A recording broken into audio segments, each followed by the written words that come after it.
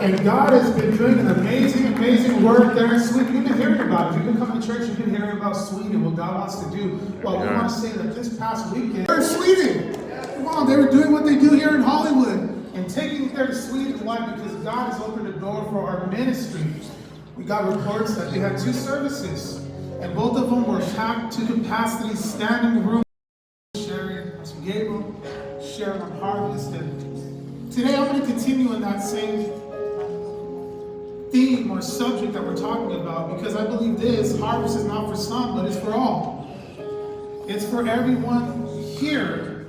You see, when we hear messages that are preached, it's not just for some, it's for all. He said to them, let us cross over to the with him, and a great windstorm arose, and the waves beat into the boat, so that it was already filling.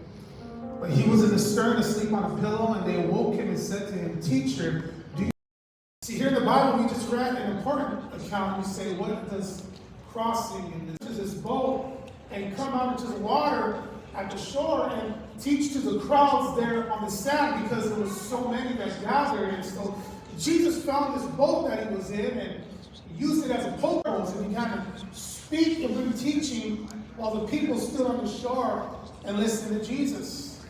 You see, Jesus said a lot that day. Jesus was teaching on many parables into, and then you see that Jesus began to work. He was working with his disciples. He was working with the crowds, and he was working one-on-one. Why? Because harvest is for the workers. We can evaluate and we can see what happens in the climate of harvest. The first is this. We see this, that obedience does not cancel opposition.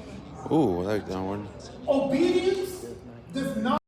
How many believers have exhausted themselves trying to talk out of something they should be rebuking? Watch out.